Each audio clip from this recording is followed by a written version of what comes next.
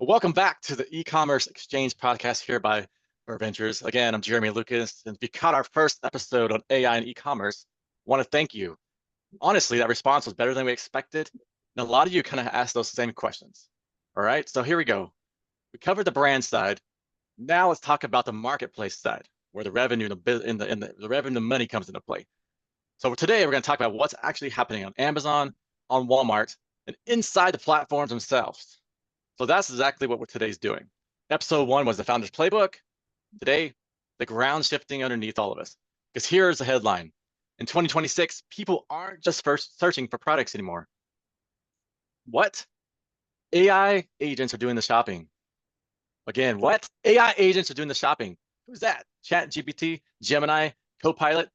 Guess what? They're browsing catalogs, comparing options, and in a growing number of cases, actually completing the purchase. And analysts are projecting AI-driven platforms will push past $20 billion, that's a billion with the B, in US retail alone this year. This year, that's nearly 4 times what you saw in 2025. So if you sell in a marketplace, that changes exactly who you're selling to.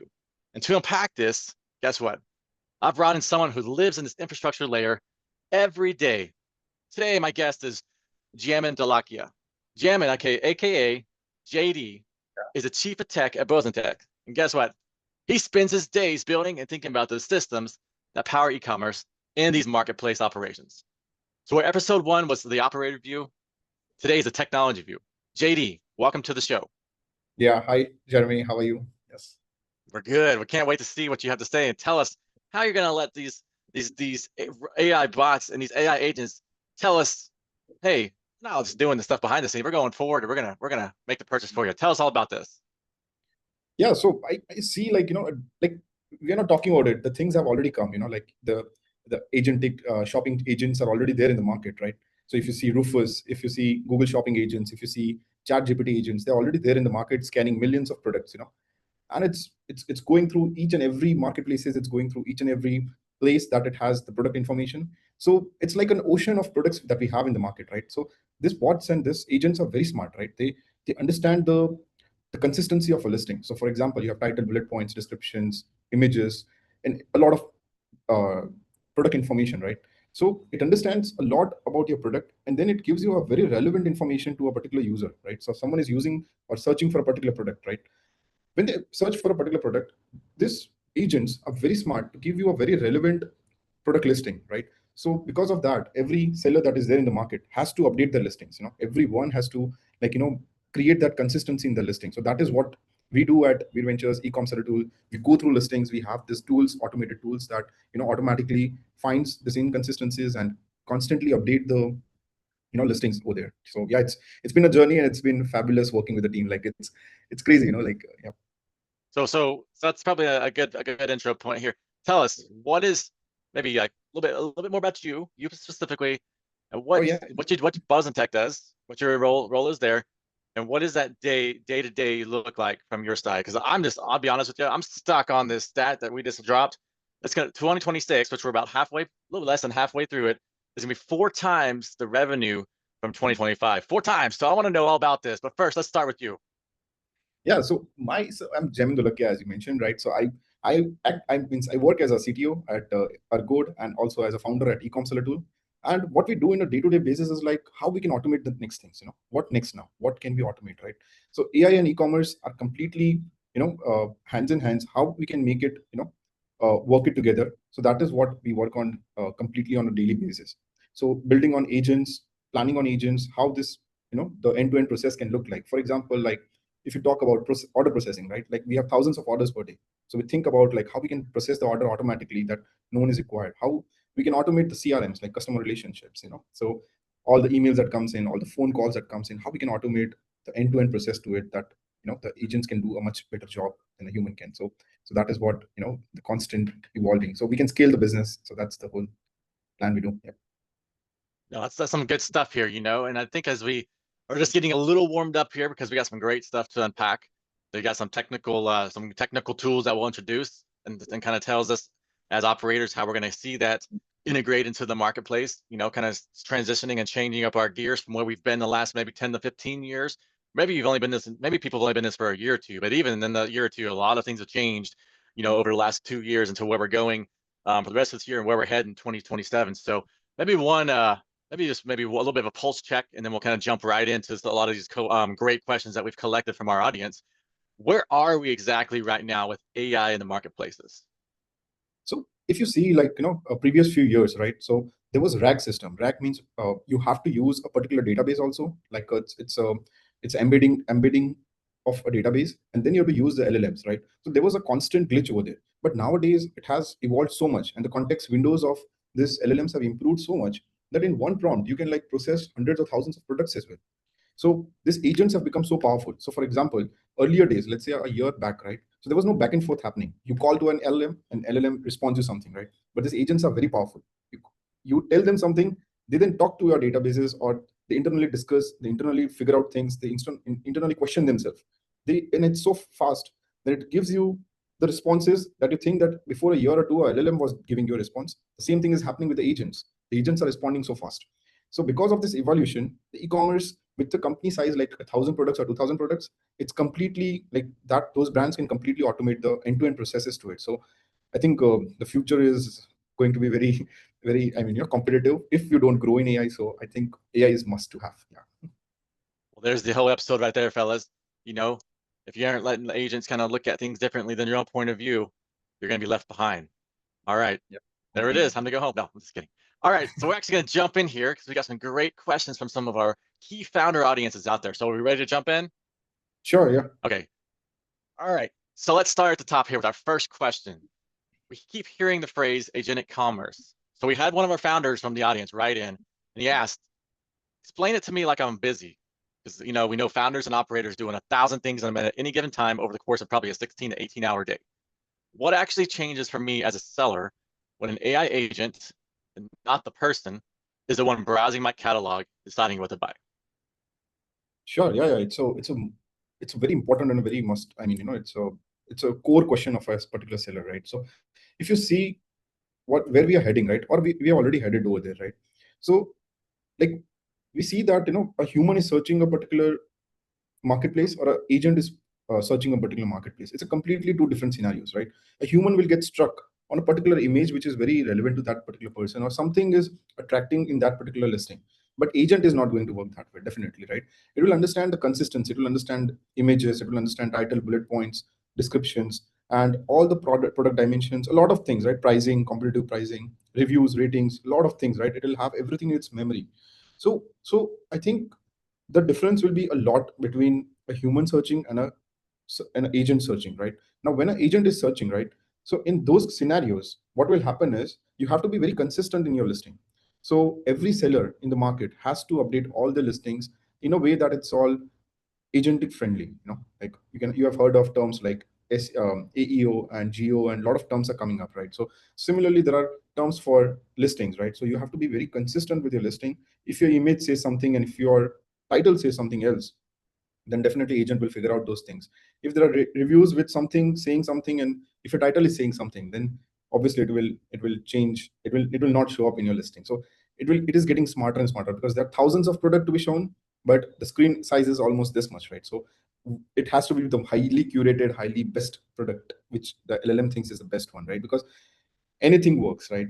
Ultimately the LLM wants to show the best results, right, to the users. So No, I think you hit it right there, right? It's data. It's not just a simple browse, but it is a deep learning at a quick pace that can correct. quickly change directions and lead to decisions, right? Definitely, yes. So So we here, like, we work on a lot of data points. If you talk specifically of Amazon, right? So there are this CTR rates, click-through rates, buy box percentages. There are a lot of other things that we analyze, and we understand, this type of listings have something or the other going on with it. So based on that, we understand that we need to optimize this listings. We need to make it better. So yep. So if I'm a seller hearing this, all right, my honest first reaction, that's cool, but honestly, it's like almost like a mild panic. It's like, all right, is this like red alert emergency? Do I need to drop everything this quarter, because we still have about half a year left, so do I need to drop everything now and get this going and implemented and integrated for back half, or do I need to wait until 2027 for this? No, I think you should have done it yesterday, to be frank, like, because it is already in the market and it is already there. So all the listings needs to be updated. It has to be. Yeah. All right. So I can't wait till 2027.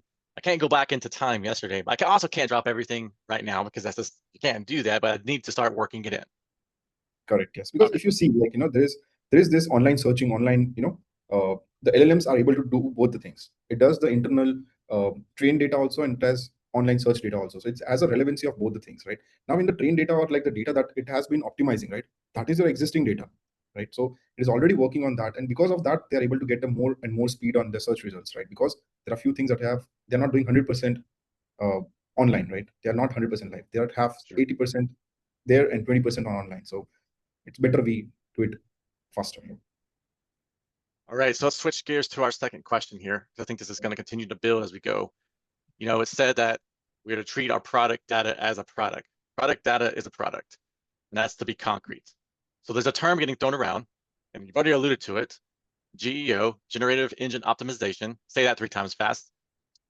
So everyone just spent about a decade learning SEO, right? Search Engine Optimization. Now we're changing the rules and changing the letters, going from SEO to GEO. What does the seller do about that? So see, again, the fundamentals stays the same, right? The fundamentals is what, like, even if you say SEO, AEO, all these things, right? We have to be more like, any product should have content that is problem solving for that particular user, a customer or a client or anyone comes, right? So they have a specific need or a purpose or like a thought process, right, behind what they're expecting out of a product. So ultimately we need to have those points added in the results, added in the product, so that, whenever something is being searched, right, that particular relevant listings come out, or that particular relevant product comes out. So I think ultimately the names are different, but the concepts are same. The fundamentals are different of it. Definitely you need to work on it on different angles and different patterns. But the fundamentals of this is like how we can make it problem solving so that LLM understands it faster, so that our results come upper and upper, right? Like in a top result. So yeah, it's a journey to go there. Yep. So if I'm a seller with about anywhere from 500 to 5,000 SKUs, again, that sounds like a ton of work to actually have to do. So realistically, how do we do this without having to hire a bunch of people? So okay, so there are a lot of options with you. So some of the options are like, if you have heard of routines of Claude Code, then there are options like scheduler of Claude Cowork, right? So you basically, like, there are a few fundamental steps that you need to do. And first you need to understand the destination. Destination is what? It's very important. Like, you want to go where you want to go, So defining that is the most important and crucial part for any agent, right? And the better we define it, the way it will be able to reach us there, right? So that's the first part.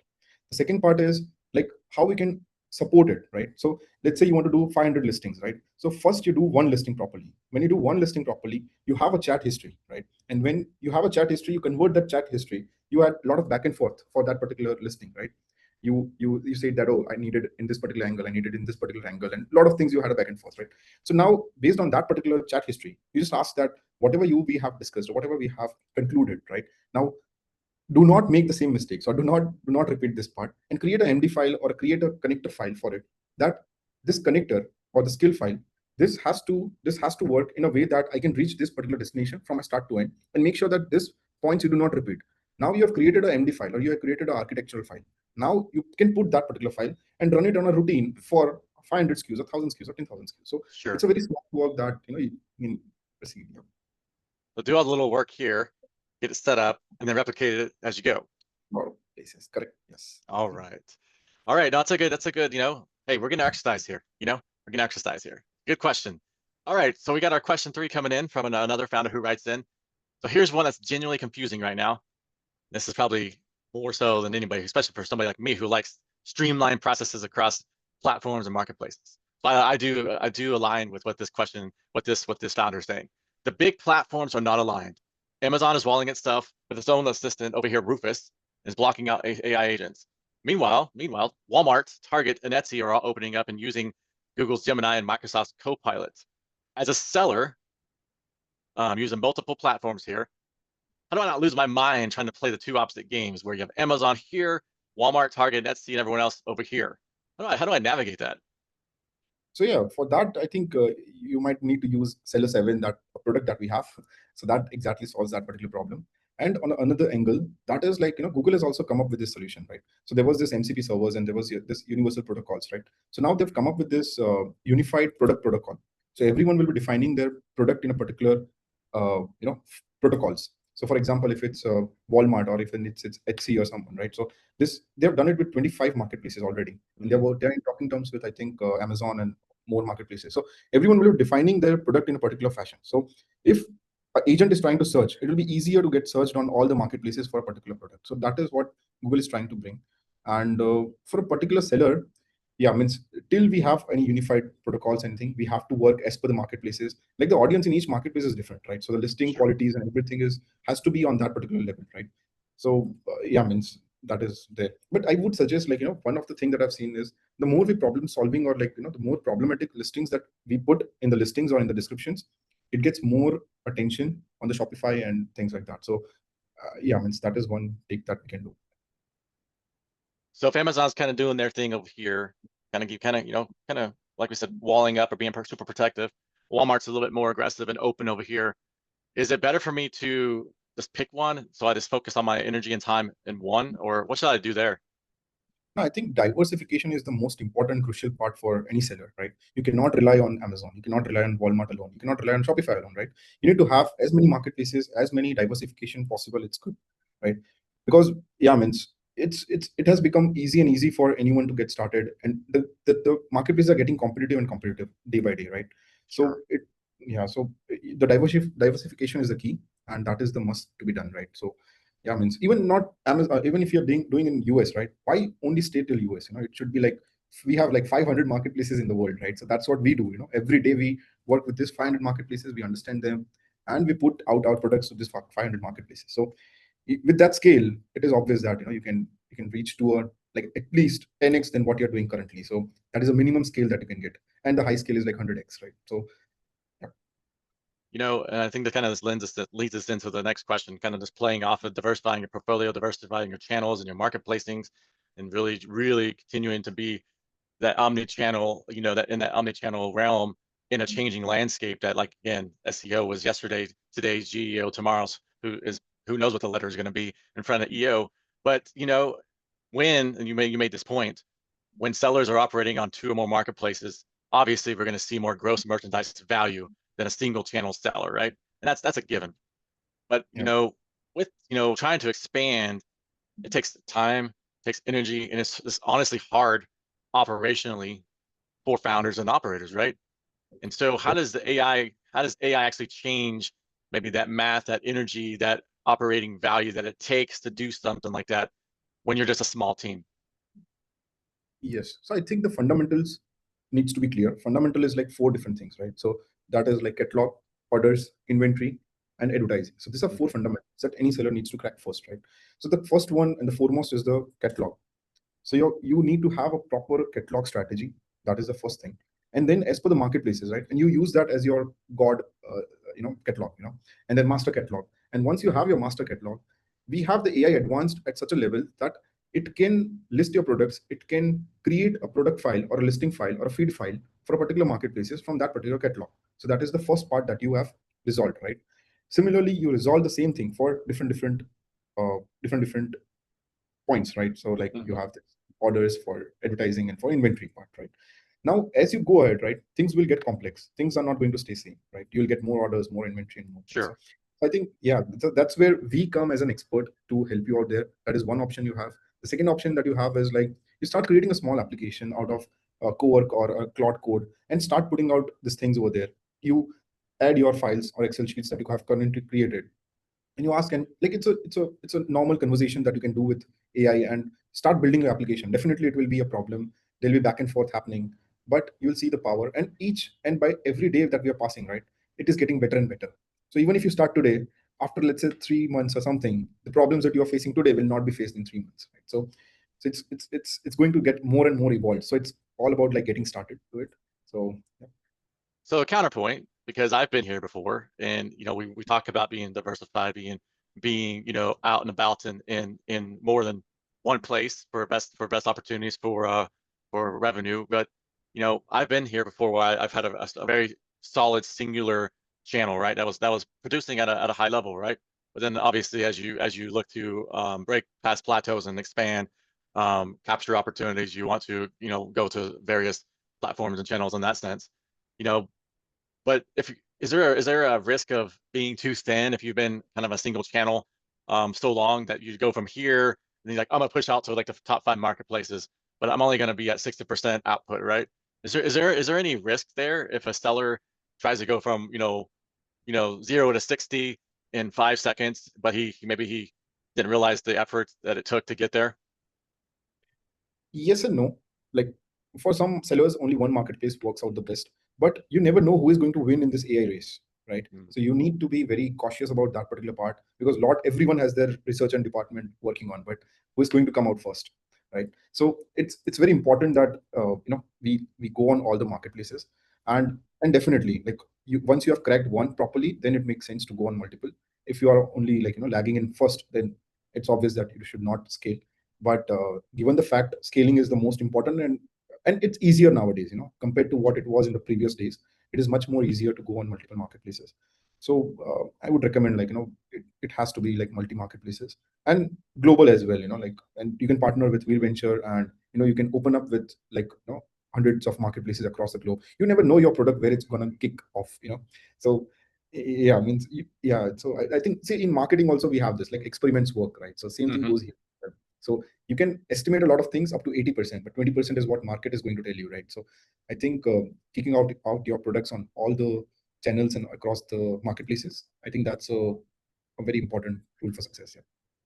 Yeah, I think you kind of just, gave a solution there to kind of the pain points or the questions or the fears of when somebody's been doing something so well in a single channel, and they do want to then go into, and go in and broaden and expand into their reach into marketplaces, maybe it's domestically in the US, or they want to cross borders and go internationally and global, right? And I think you kind of just hit on the head how to do that sometimes when maybe you don't yourself have that bandwidth, like if our ventures can help with that global e-com accelerate, right? And I think, that's something that really emphasizes, the service provided there, because that really answers that question that we just talked about. Like, hey, yes, you're doing something good. Guess what? There are partners out there that can take you and help guide you into that. So you're not going to be fearful of losing everything you've built. Correct, exactly. Yeah.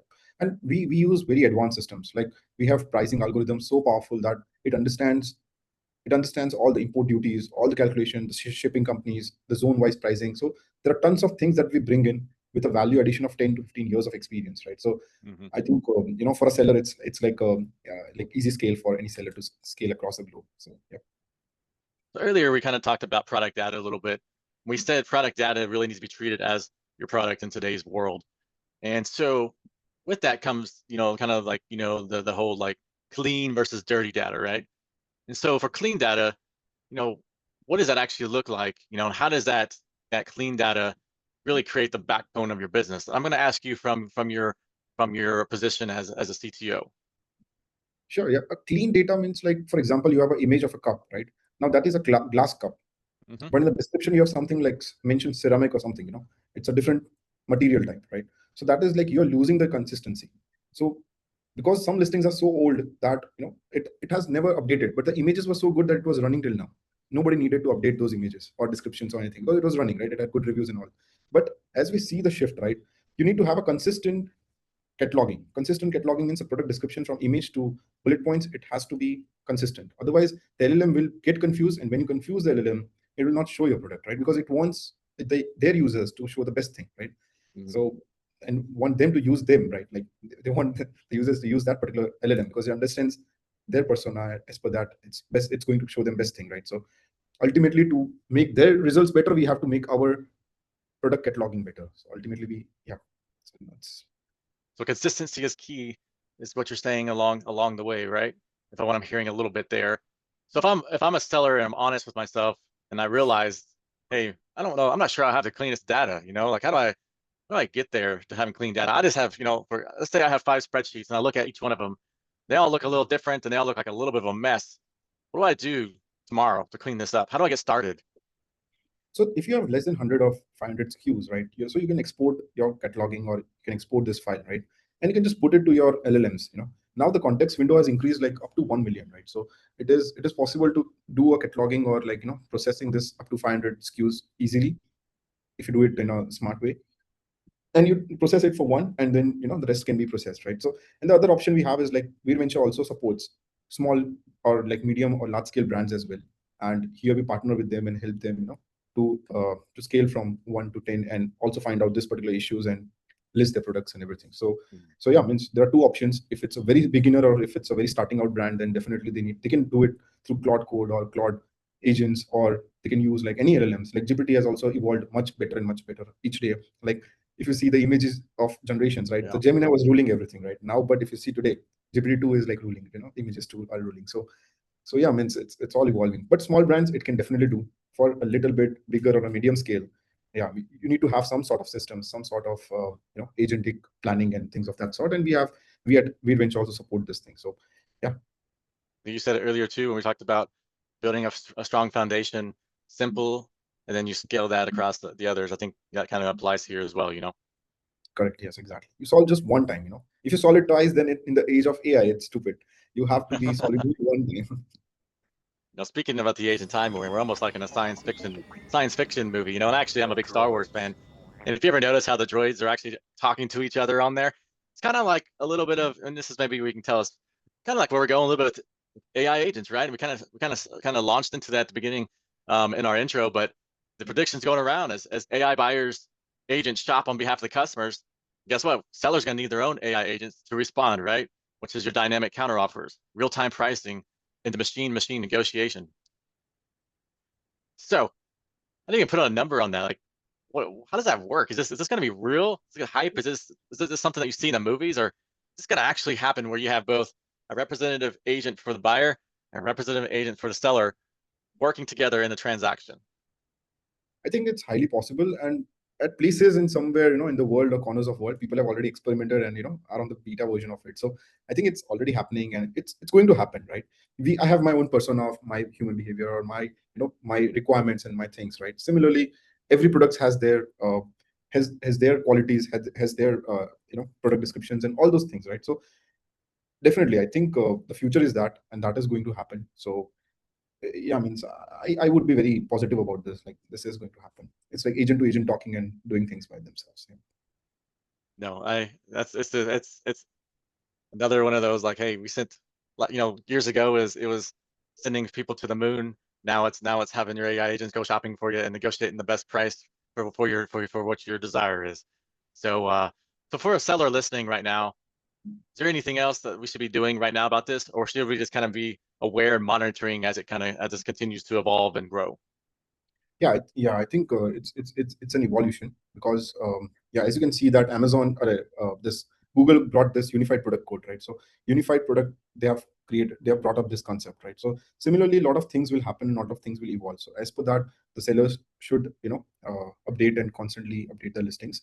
And if it's working out very well, then I recommend you not updating the listing as well. If it's like if the CTRs are very low, then then update the listings. But the hero product should not be updated as of now, because the LLMs will have a smart way of understanding hero products. So I don't think we need much more optimization over there. But definitely for low CTRs, there should be optimizations done as per the new AIs. So yeah.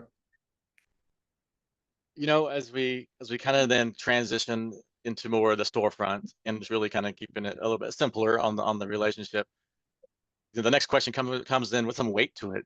And I think this is something I'm just thinking about here, having been on that world of, the customer journey, the customer relationship, and really trying to own the moment with the customer. Well, that definition is changing, right?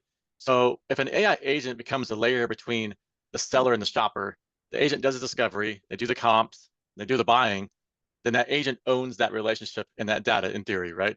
So could our sellers get could they feel disconnected over time from their customers because we've just put another step or a layer in between them owning that customer in that journey by leveraging in an AI agent? Is that a real risk? Is that something that we should worry about?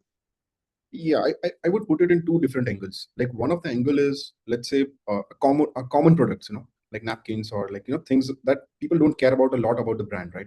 And the second one is the brands, right? So now when you talk about this first category, right, then definitely agents will be taking over, because people need good quality and they'll start trusting the agents more. Starting, it will be a training data, but as soon as the trainings will happen more and more within 1 or 2 years, like people will be giving out everything. Like in coding world, same thing happened, right? Earlier, developers used to stay afraid, like I cannot give my all codes to AI to complete the whole software. But slowly they started trusting it. Slowly they found ways that how we can make agent understand our prompts better and better, and let it work. Same thing happens with this thing, right? Like in starting, people will be afraid, like should I order, should I not, like like the suggestions are coming, but then slowly it will get optimized and optimized. So that first part is going to happen for sure. The second part is brands, right? So that's a community buying. So communities will be very important, because where where is that human touch? The human touch will be lost. So that community buying will be, the human touch will be stayed back. So yeah, as per your products, you need to decide whether or you are on this side or that side, and based on that, the whole branding and whole thing needs to happen. Otherwise, it will be thrown out of the market, because you are not on the LLM side, neither you are on the community side, right? Then where are your products? So yeah, means either way has to find a way on both angles. The brand doesn't go away. Trust and loyalty doesn't go away. How it's more so of what we're doing with our brand, how we're presenting it, how we're speaking into it, how we continue to keep those real loyal touch points, and really continuing to have that harvested community, as you alluded to community several times now, right? And I think that kind of just goes back to episode 1, right, when we're more on the operator side. It's really important that we continue to spend that time on retention on the own channels, right? But it's just maybe the how is starting to change a little bit. Doesn't mean that we lose focus of the what and the why, but the how changes. Is that correct? Yeah, it makes sense. Yeah. All right. All right. We're down to question 8 here. And this is our last big question. This one is specifically for you. And this is coming from your CTO chair again. All right. So last big question here. Because you make this call for a living, every seller wants to know right now, when they're being pitched 100 AI tools and also being told they should build their own, do I build? Do I buy? What should an e-com business own? What should it rent? I think this is a very interesting and important question, right? I would suggest for a for a mix and match of both, right? So for some parts, your own tools, and for some parts it has to be renting a software, right? So yeah, I mean, so it depends on your scale. It depends upon how many marketplaces or how many places you're going through. It's very important, right? So over the time, what will happen is, like, if you don't create your product, right? So like Amazon has your data. Similarly, tools will have your data, right? So when you have your data, they understand each and everything about you. Once they understand each and everything about you, it is obvious for anyone to sell that data and start converting those brands into a brand X to Y, and the same sales can happen because they have more expertise over the brands, right? So that is also, you need to be cautious on those particular type of softwares. And also you need to, so for that reason, you need to have your some sort of journey started in your own tools. That is important. And the subscriptions cost are going to get higher and higher, whereas the subscription cost or your self-development cost will be like 1/10 of it. So when you scale, you don't have to pay a lot of it, right? And the third part is like custom tailored, right? You see a lot of tools out there in the market, but you think like, wish this founder could have thought about this, putting a button over here and just one export over here or something like that. So custom tailoring. So there are 3 particular angles that I think it's inclined towards building their own tools. At the same time, the complexity is, if it's much higher, and if you're we have multiple warehouses, multiple things ongoing, then it completely makes sense to use a stable system, because one day lost is like costing you millions of dollars than fixing it. Because there's a recent news that you must have heard of, right? Like this particular company, like they cut down their cloud subscriptions. Microsoft itself, like they cut down, yeah, they cut down their cloud subscriptions. Then OpenAI, I mean, other companies also had the similar issues. So yeah, means you have to be mindful of your business, and based on that, the more you trust, you need to go on that particular inclination. So but the journey should be started for sure, definitely, because over the time this will get easier and easier. So if you start today is your 0th day, then 90th day will be your you are in better shape. But at that time, the LLMs will also get smarter on the 90th day. So each day passing, it will get easier and easier each day. Maybe to recap, we rent the AI models, we rent the tools, we own our data. You own the data, you own your workforce, you own your workflows and your rules, and we don't get those. I think the key learning is here. We don't get those inverted or swapped, right? Priorities is own your data, own your workflows, and own your rules, and then leverage tools and leverage the AI models through renting of them. Correct? Yep, definitely. And you can, like, nowadays it's so smart. Like you run a cowork, and you ask your cowork to just log into Helium and just go to all the pages and create a scope of work document and help me create. Helium is a very big, I mean, no, it's a very smart tool. I would say about some a lower complex tool, You just log in there and go there and understand each pages and create a scope of work, put it to Cloud or Anti-Gravity or like Cursor or anything, and just let it run for day and night through routines or your custom MCP servers or connectors, and let it create a tool for you. So when you wake up, you have your own tool, right? So it's easier and easier each day. Well, I think these questions that were posed today were very, I mean, they were strong, they were technical, and I think they were just very raw as it relates to this, the day-to-day of an operator, of a founder, as they start to put their toe into that ocean of AI and what that will bring to the table, right? I think this is not a conversation that's going to stop tomorrow. This is only going to expand and grow, as we kind of talked about earlier. But it's one that we all have to be, either we have to have awareness, then to start having decisions being brought to the table to then integrate into the business. So our last kind of questions here is actually a kind of a fun little game, almost, if you're putting this on, rapid fire lightning round. Rapid fire lightning round. Let's go, JD. You ready? So here's how it works. Basically, we have a simple question. It's just a one-liner gut answer. Are you ready? Let's do it. All right. Who's ready for a rapid fire lightning round? Let's go. All right. Agentic commerce, overhyped or underhyped right now? Underhyped. Underhyped. One marketplace metric sellers ignore but shouldn't? CTR. CPR. SEO, dead or changed? Changed, yeah. Okay, we're gonna build or buy. One word default for a small seller, build or buy? Build. Okay. Amazon's Rufus, threat or opportunity for sellers? Yes. Okay. One thing a seller should do this week after listening to what we just said. Start updating your listings. Yep. Okay. Finish this. The sellers who win the agent era will be the ones who rule the markets. Rule the markets. Rule the markets. This is exactly, I think, the layer we wanted to get to when it comes to really, taking everything from where we've been to where we're going, and then really putting ourselves in the founders and the operators' shoes on the day-to-day, right? We know the mindset. We kind of walked through that playbook, as we called it in episode 1. Today we gave them the infrastructure, we gave them a foundation to build upon, and now you're kind of giving us a little bit of a roadmap to kind of go forward. And so as we kind of move forward, is there anything else here that you'd like to, whether it's, a couple of parting words or reminders for our audience that you want to leave for us? Nothing very specific, but stay updated on the updates that are coming from all the marketplaces. Like, have all the newsletters for the AI commerce. There are a few very good blogs that are written. I mean, we get a newsletter every week, so we need to sign up for that. So it will keep us updated on all the things happening in the AI commerce, right?